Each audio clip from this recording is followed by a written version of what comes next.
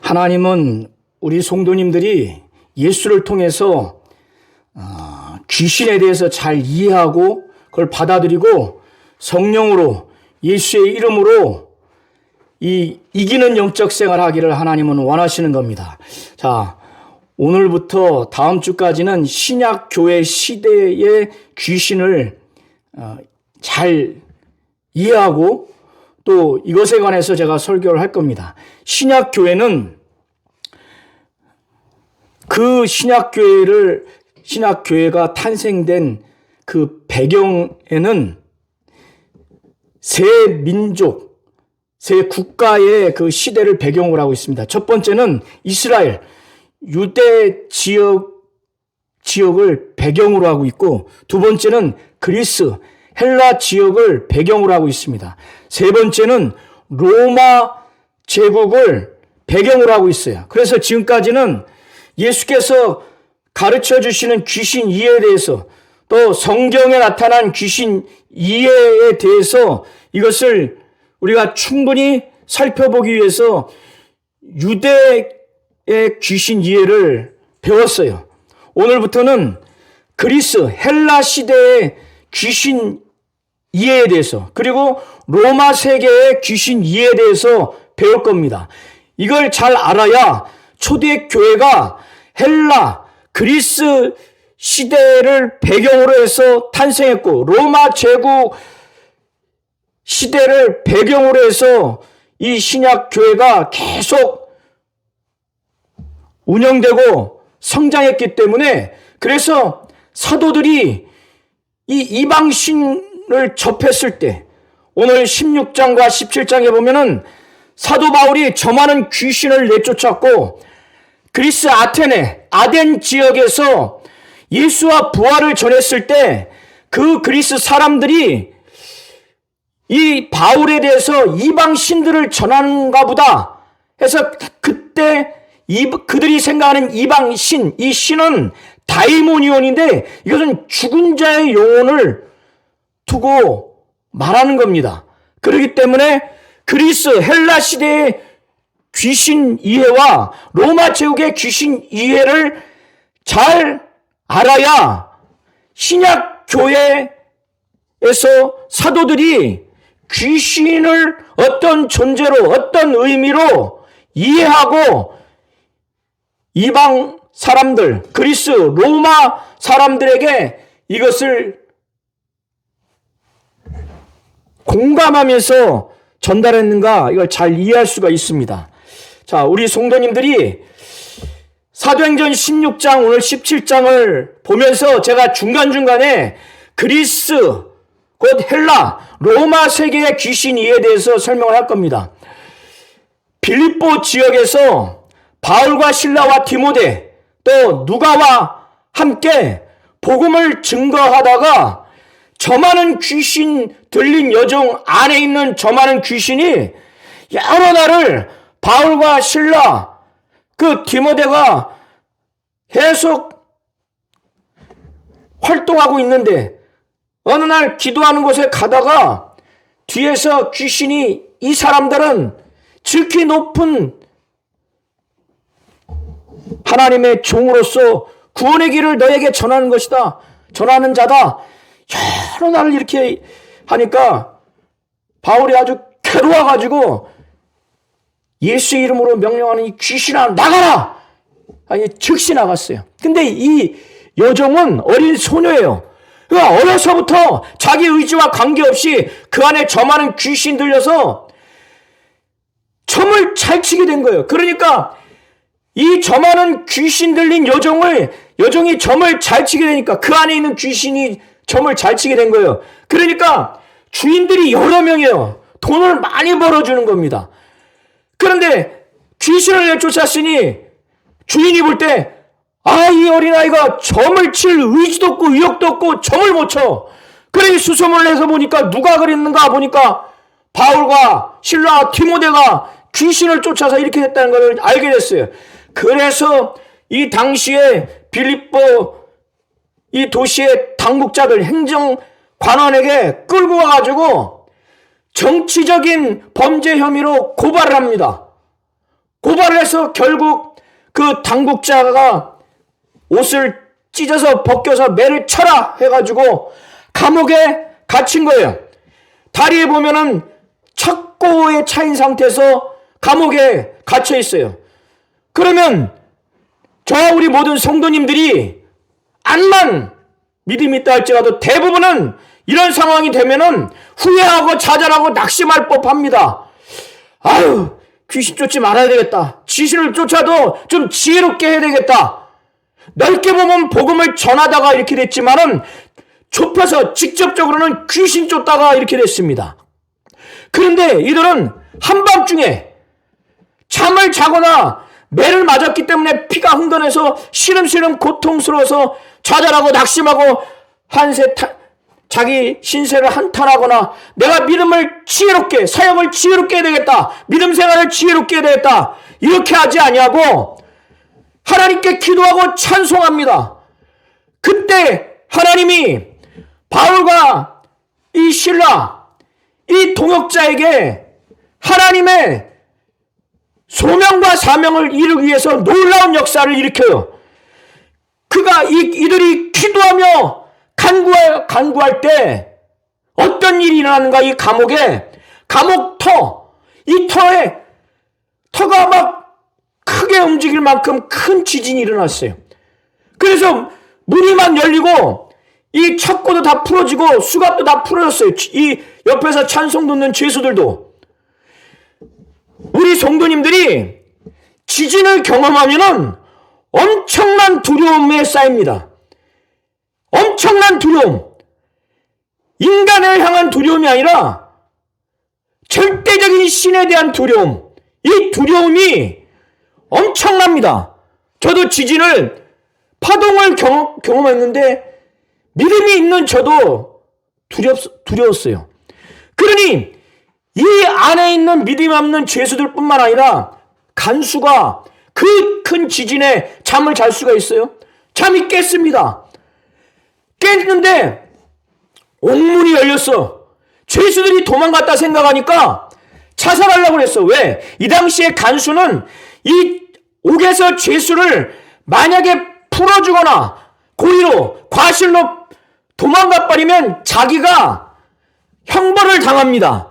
그렇기 때문에 자살을 하려고 한 거예요. 그때 바울이 큰 소리로 내 몸을 상하게 하지 마라. 우리가 다 여기 있다. 그러니까 등불을 달라고 간수가 해서 안에 뛰어들어가 보니까 진짜 있어. 근데 그때 바울과 실라는 이제 죄수로 보이는 것이 아니라 이 간수는 엄청난 그 큰 지진, 옥토가 움직이고 문이 열리고 죄수들이 척고가 다 풀리는 이 초자연적인 현상을 경험함으로 인해서 이 간수는 절대적인 신에 대한 두려움이 엄습한 거예요. 그래서 바울과 실라 앞에 무릎을 꿇습니다. 꿇어요. 선생이요, 우리가 어떻게 하여야 구원을 얻을 수 있습니까?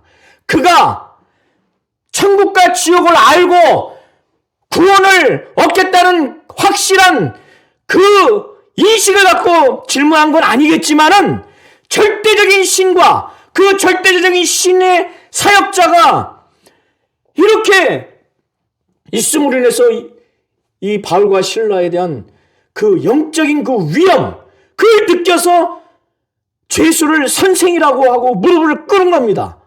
그러니까 바울과 실라가 그때 뭐라고 하냐면은 주 예수를 믿어라. 그러면 너와 내 집이 구원을 받으리라. 이렇게 말했을 때 이 간수와 그의 가족들은 절대적인 신에 대한 두려움이 생기고 그 신의 사역자인 바울과 실라에 대한 영적인 위험, 그 권위가 느껴지니까 마음이 확 열리게 된 거예요. 그래서 바울과 실라는 그 간수와 그의 가족들에게, 그 집에 있는 모든 사람들에게 말씀을 증거하니까 마음이 열려요. 사실 예수를 잘 믿으려면 이렇게 두려움이 있어야 돼요. 하나님에 대한 두려움, 하나님이 쓰시는 종들에 대한 두려움, 하나님의 역사에 대한 두려움이 있는 자가 이렇게 말씀이 들어오는 거예요. 말씀이 들어오니까 예수를 구주로 영접했습니다. 하나님이고 하나님의 아들로. 그리고 예수와 함께 죽고 살아야 되겠다는 의미도 가르쳤을 거예요. 그러니까 이때 이 간수는 이제 바울과 실라가 한낱 정치적인 범죄 혐의로서의 죄수로 보이지 않고 하나님의 종으로 보이는 거예요. 그러니까 얼마나 존경스럽고 그 존경스러운 그들의 핏자국, 그 내맞은 자국을 보면서 얼마나 안타깝고 자기가 못쓸 짓을 했다는 생각이 들지 않겠습니까? 그래서 물로 그 핏자국들을 다 씻어줘요. 그리고 난 다음에 그와 그 온 집에 있는 사람들이 다 거기서 침례를 받습니다. 침례를 받았다는 것은 예수를 구주로 영접했고 침례의 의미를 알기에 침례를 받은 거예요. 그 밤에 이 간수는 자기 집에 초청을 해서 바울과 실라를 음식으로 대접을 합니다. 주의 종으로 이제 영접한 거예요. 하나님을 믿는 기쁨이 그 집안에 가득했어요. 그 밤에. 그런데 여기서 보세요. 간수가 죄수를 옥에서 나오게 해서 자기 집에 초청하면 이거는요, 그 위에 상관, 치안관, 행정관이 볼 때 엄벌에 처해질 수 있는 불법을 행하는 건데 그것에 아랑곳하지 않아요. 완전히 변화됐어요. 그러나 그 간수는 이제 자기 신분이 간수이기 때문에 다시 자기 집에서 옥으로 이 바울과 실라를 데리고 옵니다. 그 다음날 날이 새니까 상관들이 자기 부하들, 여기서 상관은 치안관 내지는 행정관원입니다. 자기 부하 직원들을 시켜서 바울과 실라를 내보내라. 그 간수에게 전달해요. 간수는 이 얘기를 듣고 좋지 않았겠어요? 이걸 바울과 실라에게 전했어요. 그리고 평안히 가라. 상관들이 부하를 시켜서 나가라고 전달받았다. 그때 바울과 실라, 바울은 안 나가요. 나는 로마 사람인데 로마 사람을 판결을 해서 유죄 판결을 내려서 죄를 정하지도 않은 상태에서 공중 앞에서 사람들 본 앞에서 붙잡아서 옥에 가두고 때리는 거. 그렇게 하더니 이제는 가만히 내보내려고 상관들이 직접 와서 데리고 나가라고 해라. 왜냐하면 로마 사람은 판결에서 유죄 확정을 받지 않은 상태에서 옥에 가두면 불법입니다. 거기에 때려요? 그건 범죄예요. 로마 사람은 그렇게 할 수 없어요. 그러니까 이 얘기를 부하 직원을 통해서 전달받은 상관, 행정관, 관원 내지는 치안관은 두려움이 엄습했어요. 직접 내려가서 바울과 실라한테 권하는 거예요. 사정해가지고 제발 좀 나가달라고 여기서 요청해서. 그래 나갑니다. 그래서 도착한 것이 루디아의 집이에요. 루디아는 바울을 통해서 예수를 믿었어요. 그 집에 들어가서 형제들을 위로합니다. 인간적으로 볼 때는 누가 누구를 위로해야 돼요? 형제들이 바울과 실라를 위로해야 되는데 이 바울과 실라에게는 하나님이 주시는 성령의 감동과 위로와 은혜가 가득하기 때문에 루디아에 있는 그 형제들을 위로하고 떠나갑니다.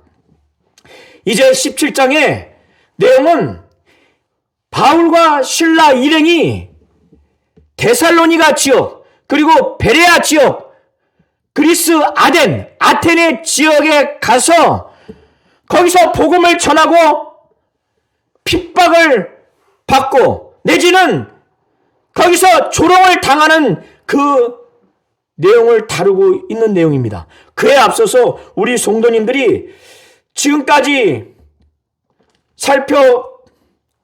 살펴봤던 내용 중에서 먼저 이제 사도행전 17장을 들어가기 전에 좀 아셔야 될 내용이 있어요. 아까 설교 초기에 말씀드린 것처럼 그리스 곧 헬라 시대의 귀신이 의미가 무엇인가? 그리고 로마 세계의 귀신을 이해할 필요가 있어요. 결론적으로 말씀드리면 그리스, 헬라 지역의 귀신은 죽은 자의 영혼입니다. 요세푸스는 다이모니아를 악한 사람들의 영들로 정의할 필요성을 발견했어요. 헬라 로마 세계에서는 귀신들을 이렇게 이해했습니다. 그러니까 헬라 로마 세계에서는 귀신을 어떻게 이해했느냐? 악한 사람들의 영이라고. 그래서 그리스 로마 세계의 그 귀신은 악한 사람의 영, 죽은 사람의 영혼으로 그렇게 이해를 했습니다. 우리 성도님들 이걸 잘 이해하시기 바랍니다. 자, 그리스 로마 시대의 귀신을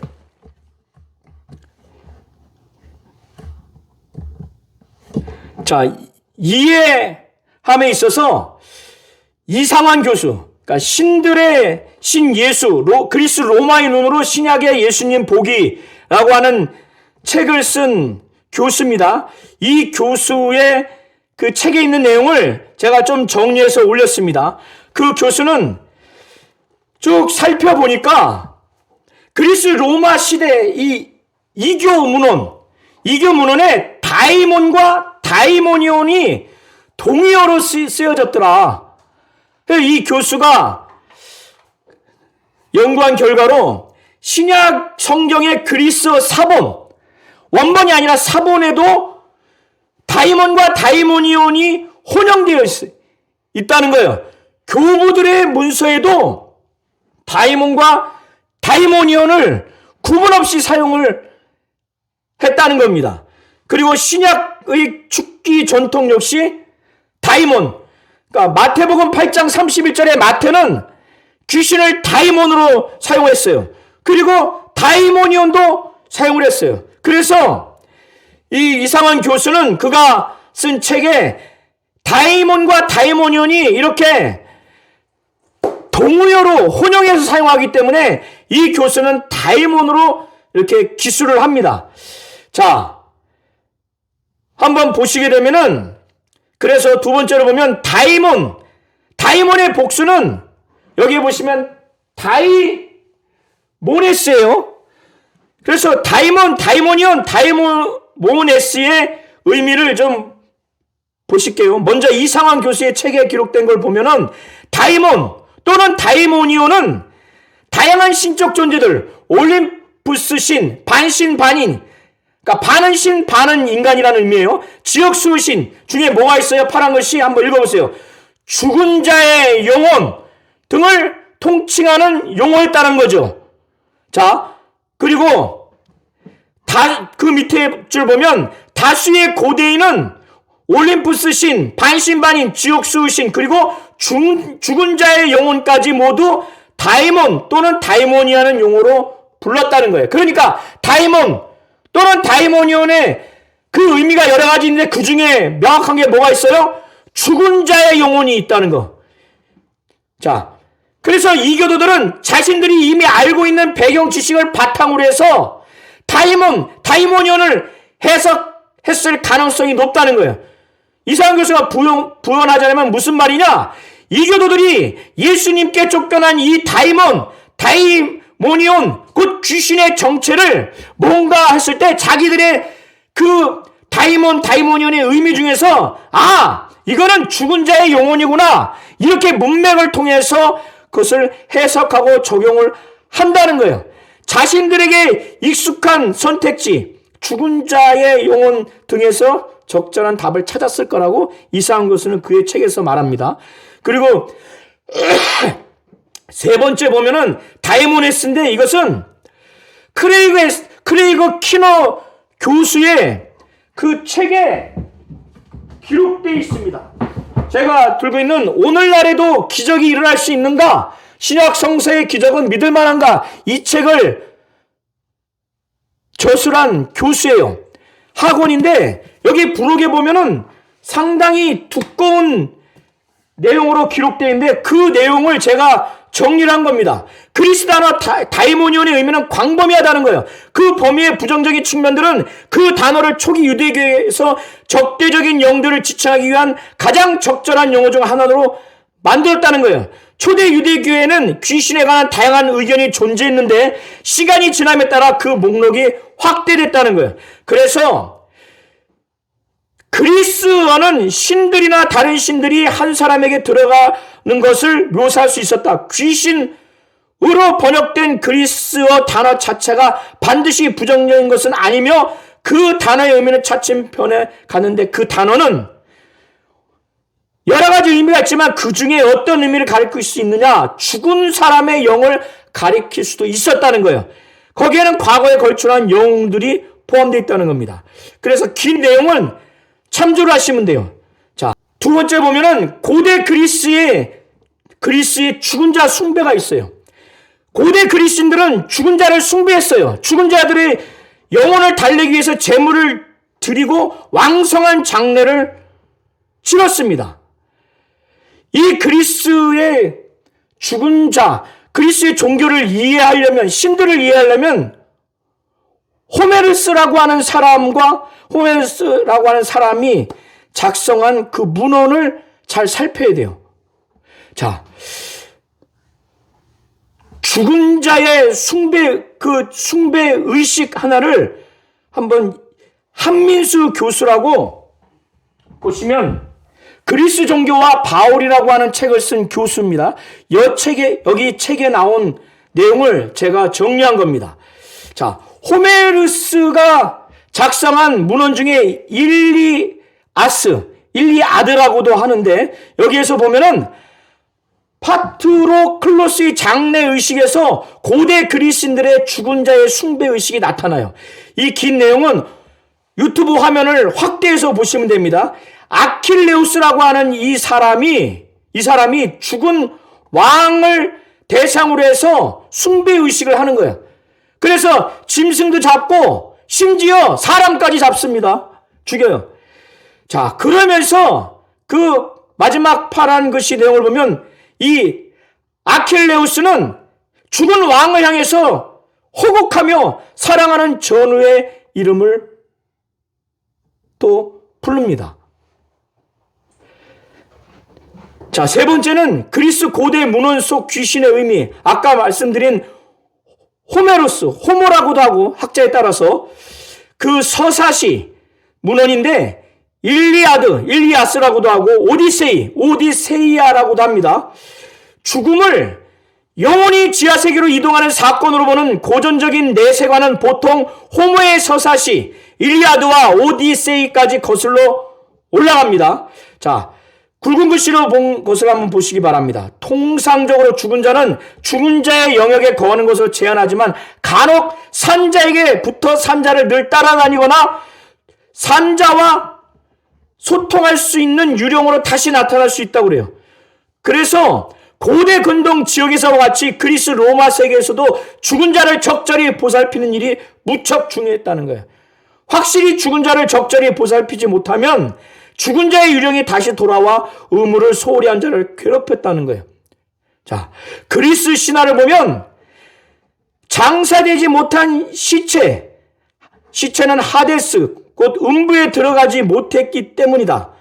아킬레스는 전투하다가 죽은 바람에 장례를 제대로 치르지 못한 친구 파트로클로스의 불행한 유령이 밤에 자기를 찾아온 것을 본다.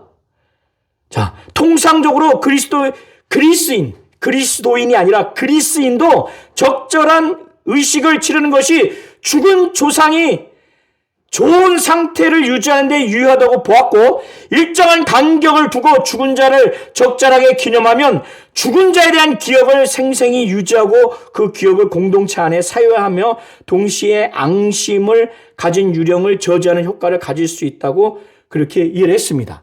자, 필로스트라투스라고 하는 사람의 그 작품 중에 티아나의 아폴로니우스의 생애에도 흉신을 겁조 쫓는 사례가 보존되어 있는데 이 문서는 3세기에 작성됐습니다. 1세기의 축기자인 아폴로니우스에 대해 다루고 있는데, 이 이야기가 어떤 내용이냐면 어머니가 있어요. 그의 아들, 16세 된 아들이 있는데 이 아들에게 귀신이 들어가 있어요. 귀신이 빙의되어 있다는 거예요. 2년 동안 거짓말하고 조롱하는 속성을 지닌 이 다이몬, 귀신에 의해서 얼마나 귀신에게 괴롭힘을 당하고 했는지 이 소년이 일상생활을 할 수 없을 정도예요. 학교를 못 갔어요. 활쏘는 연습도 못했어요. 집에 거할 수도 없어요. 사람이 살지 못하는 여러 장소로 끌려갔어요. 성경에도 보면은 어떤 자녀가 귀신이 막 물에도 막 던져서 죽이려고 했죠. 막 간질병 일으키고. 이 아이가 16살인데 성인의 목소리를 했어요. 그 귀신의 목소리가 나오는 겁니다. 자신의 어머니도 알아보지 못해요. 근데 그 16살 아들에게 빙의된 들렸던 귀신이 어떤 존재냐? 전쟁터에서 죽은 군인의 유령이라는 거예요. 이 유령은 아이의 어머니에게 아이를 죽이겠다는 협박도 있어맞다는 거예요. 자, 우리 성도님들 이해되시겠죠? 여기까지 그리스 헬라 시대의 귀신 이해를 살펴봤어요. 이제 사도행전 17장 1절부터 한번 34절을 짧게 보겠습니다. 바울과 실라가 빌립보 지역에서 이제 어디를 이동했느냐? 암비볼리와 아볼로니아를 거쳐서 데살로니가 지역에 도달했어요. 이 상당한 거리예요. 그래서 회당 안에 들어가서 3주에 걸쳐서 회당 안에서 성경을 가지고 강론을 했어요. 토론을 했습니다. 회당 안에는 유대인뿐만 아니라 그리스 헬라 지역 이방 사람들이 개종해서 들어온 사람들도 있고 경건한 이방인들도 있어요. 그때 말씀을 증거하니까 뜻을 풀어서 그리스도가 해를 받고 부활할 것에 대해서 증거를 했어요. 이 그리스도가 바로 예수다. 그러니까 그때 믿는 유대인들이 생겼고 헬라 사람들 남자와 여자가 예수를 믿었어요. 그때 유대인들이 그걸 보면 가만히 있습니까? 시기가 가득해서 거리에 있는 불량배, 깡패들을 동원해가지고 때를 져서 막 폭동을 일으킨 거야. 그래서 바울과 실라를 잡으려고. 그런데 야손이라고 하는 사람이 그때 전후에 예수를 믿었던 것 같아요. 예수를 믿어서 야손의 집에 바울과 실라가 있다고 제보를 받아서 야손의 집에 습격해서 쳐들어갔어요. 찾지를 못한 거예요. 그러니까 유대인들이 화가 나가지고 야손과 그 형제들, 믿는 사람들을 체포해가지고 읍장들, 데살로니가 시 당국자들, 행정관원들에게 끌고 가가지고 천하를 어지럽혔던 사람들, 이 바울과 실라가 천하를 어지럽혔다. 그리고 황제의 명을 거역했다. 가이사의 명을 거역하고 다른 임금 예수가 있다고 하더라. 정치적인 범죄 혐의로 데살로니가 시 당국자에게 고발을 한 거예요. 그러니까 읍장들이 곧 시 당국자들 행정관원들이 난리가 났죠. 그래서 아마도 이 끌려온 사람들에게 야손에게 그리고 믿는 자들에게 보석 조건을 제시했을 거예요. 바울과 실라를 내보내라. 아마 그랬을 거예요. 그 조건으로 보석으로 풀어줍니다. 풀어준 다음에 그 밤에 즉시 바울과 실라를 베레아 지역으로 이동을 시켜요. 자, 우리 성도님들 한번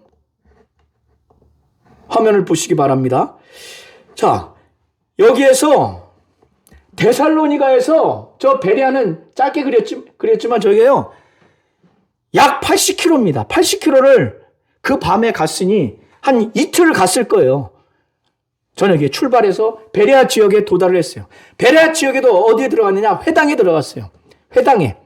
이 당시 회당은 숙소로 또 직업을 알선받을 수 있는 곳으로 또 이용도 했기 때문에 회당으로 들어갔어요.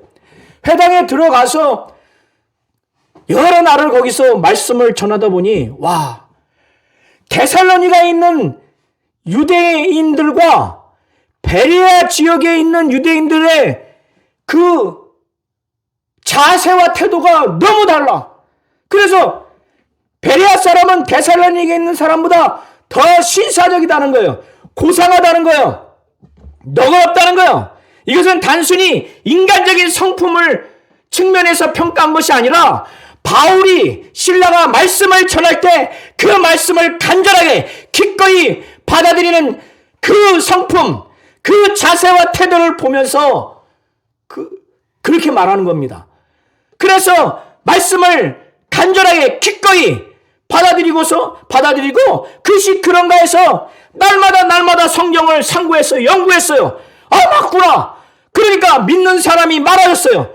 헬라의 귀부인과 남자가 적지 않다는 건 많다는 겁니다. 그러니까 베레아 지역에도 예수 믿는 사람들이 많이 나타나니까 찬송도 하고 예배도 하고 막 전도도 하고 그러지 않았겠어요? 그러니까 베레아 지역까지 소문이 났어요. 그때 데살로니가에 있는 그 유대인들이 또 약 80km 지역에 있는 베레아까지 와가지고 바울과 신라를 또 핍박하는 거예요. 사람들을 막 선동해가지고.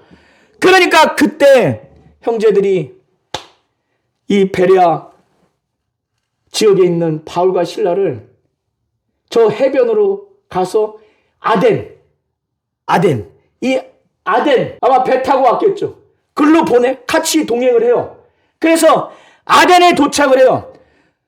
그래서 바울은 형제들과 같이 왔지만 디모데와 실라는 베레아에 남아 있어요. 그래서 자기와 함께 동행한 자들에게 베레아에 가서 속히 디모데와 실라를 좀 자기한테 보내와라. 이렇게 하고 그리스 아테네입니다.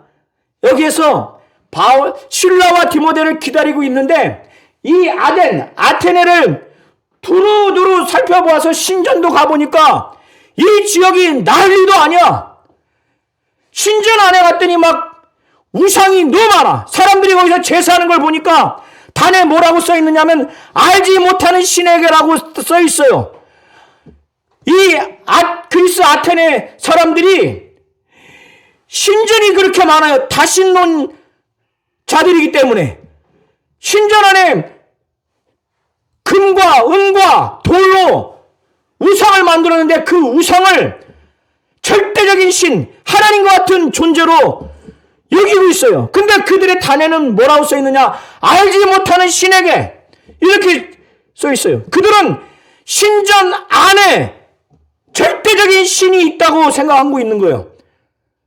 그러니까 바울이 이걸 보고 마음에 막 분노가 일어났어요. 원에 보면 그 마음이 영으로 돼 있습니다. 영이 분노한 거예요. 심령이 분노한 겁니다. 분노했어요. 그래서 회당에 들어가서 유대인과 경건한 자들, 예배하는 그 이방인들과 변론했어요. 토론했어요. 거리에 나가서 사람들과 날마다 장터에 가가지고 아고라라고 하는 장터에 가서 또 토론을 했어요. 그리고 한번 사도행전 17장 16절 이하를 보시기 바랍니다. 또 어떤 에피쿠로스와 스토아 철학자들과도 변론을 했어요. 토론을 했습니다. 그리스는 철학자들이 많아요. 그러니까 바울은 성령으로 말씀을 증거하고 토론하기 때문에 이 철학자들이 볼 때 말 잘하는구나. 그래서 이 말장이가 무슨 말을 하고자 하느냐? 어떤 사람은 이들이 이방 신들을 전하는 사람인가 보다. 왜? 바울이 예수를 전하고 예수의 부활을 전했기 때문에. 그래서 이들이 이제는 바울을 데리고 가서 아레오바고라고 하는 법정 내지는 의회, 평의회, 그러니까 아레오바고라고 하는 아크로폴리스 밑에 있는 언덕 이름이기도 하고, 이 아레오바고는 사법 법정이기도 하고 평의회이기도 합니다. 이 당시에는 종교와 교육을 중심으로 해서 평의회 역할을 했을 겁니다. 바울은 지금 사법 판결을 받으려고 한 것이 아니라 그가 전한 예수의 죽음과 부활을 전했더니 이 말장이가 지금 뭔 말하는 거야? 그리고 이방 신들을 전하나? 죽은 영혼을 전하나? 그래서 들고 가면서 뭐라고 하냐면 내가 어떤 이상한 것을 우리 귀에 들려주니까 무슨 뜻인지 알고자 한다. 왜냐하면 21절 보세요. 이 아테네 사람들, 모든 아테네 사람들과 거기서 나그네 된 외국인들은 가장 새로운 것을 말하고 듣는 것 외에는 달리 시간을 쓰지 않아요. 거기에 세월을 씁니다. 이 사람들은 지적 호기심이 대단해요.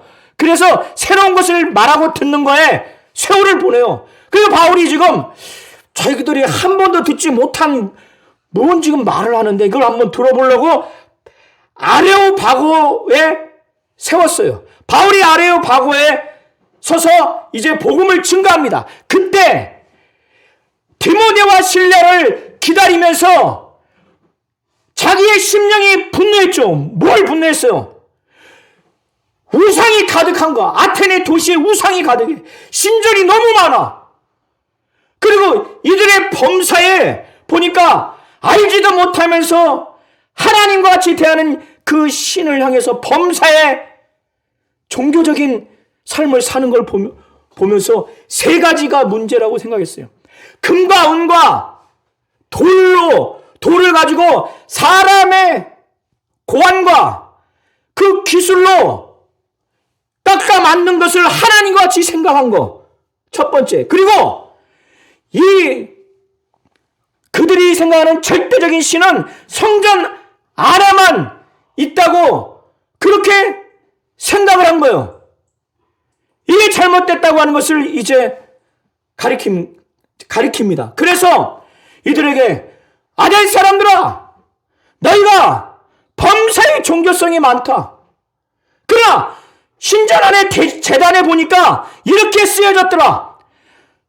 너희들이 알지 못하는 신에게, 그래서 너희가 알지 못하고 위하는 신을 내가 알게 하겠다 라고 말하면서, 이들은 하나님을 모르잖아요. 그래서 하나님은 절대 성전 안에 있는 분이 아니다. 왜? 그 하나님은 우주와 그 가운데 있는 만물을 창조하신 분이시고 천지 하늘과 땅의 주재자이시다. 주님이시기 때문에 사람이 손으로 만든 곳에 절대 계시지 않는 분이다. 그리고 그분은 너희가 생각하는 것처럼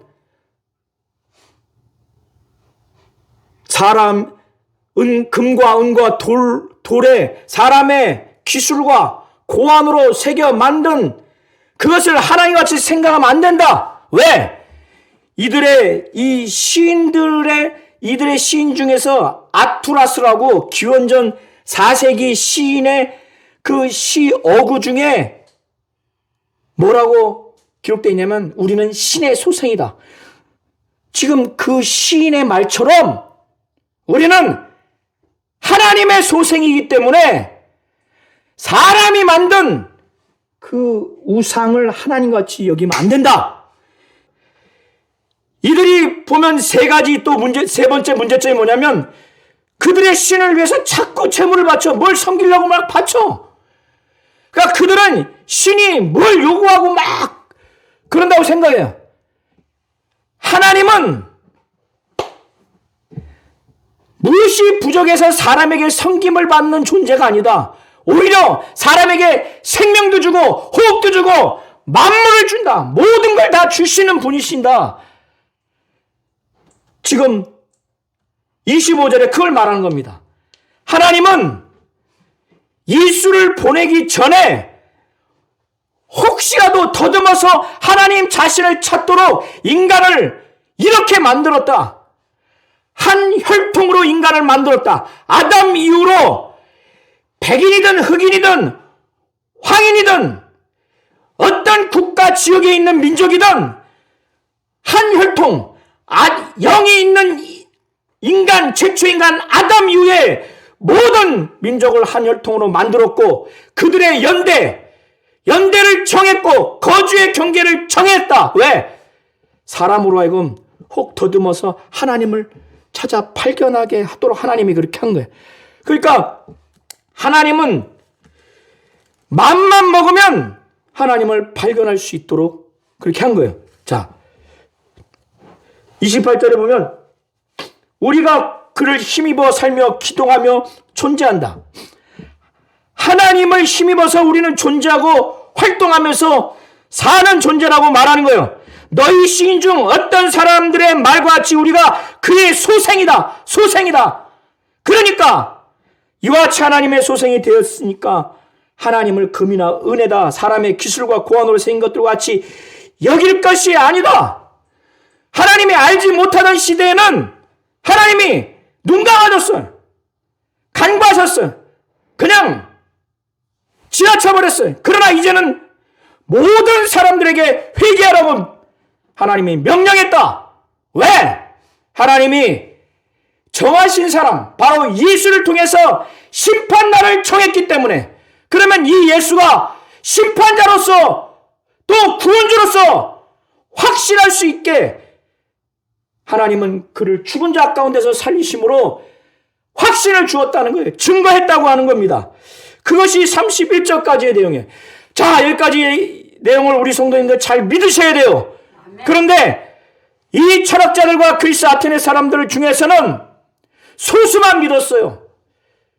그 중에 어떤 사람은 비웃었어요. 조롱했어요. 자기들은 다신론이니까 신에 대한 지식이 많다고 하는데 이건 금시초문이기도 하고 말도 안 되는 소리 하니까 조롱을 해버립니다. 또 어떤 사람은 그래도 좀 가능성 있게 내 말을 다시 좀 듣겠다. 이런 반응을 보이니까 바울은 이제 그들 가운데서 떠났어요. 떠났지만 그래도 그 중에 아테네에 믿는 자의 모임, 교회가 탄생했어요. 34절에 몇 사람이 바울을 가까이에서 그 중에 아레오바고 그 평의회 회원, 법정 그 구성원, 판사격인 디오누시오와 다말이라는 여자, 또 다른 사람들도 예수를 믿게 됐어요. 자, 우리 성도님들 여기까지 이해가 되셨죠? 자, 그래서 이제 두 번째는 로마 시대의 귀신 이해를 짧게 보겠습니다. 로마 시대의 죽은 자의 이해인데 로마 세계의 많은 사람들의 사고방식을 아실 필요가 있어요. 그 사고방식이 어떠냐? 자, 사망한 가족 그 사고방식 중에 어떤 내용이 있는가? 사망한 가족 구성원의 영혼은 아직 살아있는 가족 구성원들의 이익을 증진시키기 위해 대기하고 있는 중이라고 여겨졌다는 거예요. 다른 사람들에게 복수를 요청하거나 가족 외의 사람들에게 불이익을 주어서 출세하지 못하도록 방해하는 등의 행위가 여기에 포함된다는 거예요. 죽은 사람의 영혼이 자기 가족의 이익을 하고 다른 사람에게 불이익을 주기 위해서 죽은 자가 그런 악한 행동을 한다는 겁니다. 자, 두 번째 한번 보실게요. 로마 고대에 만들어진 저주의 서판들을 보면, 자, 로마 세계를 보면 영적 세계가 물리적 세계에 미치는 효력에 대해 대중들이 어떤 견해를 갖고 있었는지 알 수 있다는 겁니다. 자, 고대 세계에 만들어진 저주의 서판들은 사람들이 해질녘에 묘지에 가서 영혼의 지배자인 헬리오스에게 죽은 시체의 영혼을 찾아 지하 세계에서 끌어올린 다음 사랑이나 사업의 경쟁자에게 마법의 저주를 해달라고 부탁하는 것과 관련이 있다. 자, 두 번째 보면 로마 시대의 죽은 자 숭배를 이해할 필요가 있는데 로마 시인 오비디우스는 아버지의 영혼을 달래기 위한 수단으로 무덤에 바친 제물에 대해서 말합니다.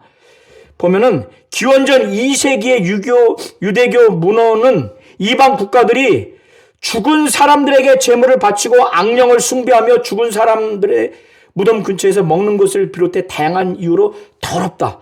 그들을 비난했어요. 그러니까 유대교 문헌에 이방 국가들이 죽은 사람들에게 제물을 바치고 악령을 숭배했다는 거예요. 죽은 사람들의 무덤 근처에서 먹는 것을 비롯해 다양한 이유로 더럽다고. 자, 두 번째 보시면 한 가족의 죽은 자를 기리며 식사하는 풍습은 폼페이에서 발견된 유물에도 반영된다는 거예요. 여기를 보면은 파우스투스의 첫 번째 무덤 입구 뒤편에 이거 나중에 제가 사진으로 기회 있으면 보여드리겠습니다. 이 사진이 있는데 무덤 입구 뒤편에 빈 공간이 있었는데 가솔들은 이곳에 모여 그의 영혼과 죽은 자의 영혼과 남은 가솔들을 이어주는 식사를 할 수 있었다는 거예요. 자, 세 번째 보면 죽은 사람의 영혼에게 전달하는 음식물이 통과할 수 있는 계구부가 포함된 무덤도 있었다는 겁니다. 많은 콜루멜라이에는 음식과 영혼을 영혼에게 전달하는 관이 설치되어 있다는 거예요. 자, 네 번째 한번 보시겠어요? 가이우스 베스토리우스 프리스쿠스의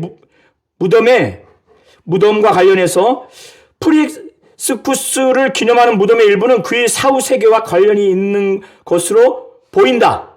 그의 무덤 문 옆에 그려진 장식은 프리스쿠스의 영혼이 원한할 때마다 무덤을 드나들 수 있는 문으로 보이며 이는 영적 세계에서 무덤으로 들어갈 수 있는 프리스쿠스의 능력을 나타낸다. 출입구는 그의 영혼이 다른 종류의 출입구를 통해 식구들이 모인 곳으로 들어와 그와 함께 있다는 것을 상기시켰다. 이 브루스 롱 레커 교수의 그 책의 404페이지부터 407페이지의 내용에 이런 기록이 있습니다. 그래서 로마 시대의 귀신 이해를 좀 살펴봤어요. 자, 우리 성도님들이 오늘 사도행전 16장과 17장을 보실 때 신약 교회 시대의 귀신을 이해하려면 첫 번째는 이스라엘, 유대 귀신 이해를 이해해야 되고 또 그리스, 곧 헬라 시대의 귀신을 이해해야 되고 로마 시대의 귀신을 이해를 해야 신약 교회가 탄생하고 계속 성장했을 때 특별히 사도들을 중심으로 해서 오늘은 바울 사도가 저 많은 귀신을 쫓고 그리스 아테네에서 철학자들과 또 거기에 많은 우상을 보면서 복음을 증거했을 때 그때 바울을 비난하는 내용 중에 하나가 이방 신들을 전하는 것보다 했을 때 그 신은 다이모니온 죽은 자의 영을 나타내고 있는데 이런 모든 것들을 이해하고 받아들이기 위해서는 이 세 국가, 세 민족의 귀신 이해를 어느 정도 이해해야 신약 교회 시대의 귀신 이해를 잘 이해할 수 있는 겁니다. 자, 이해하시겠죠?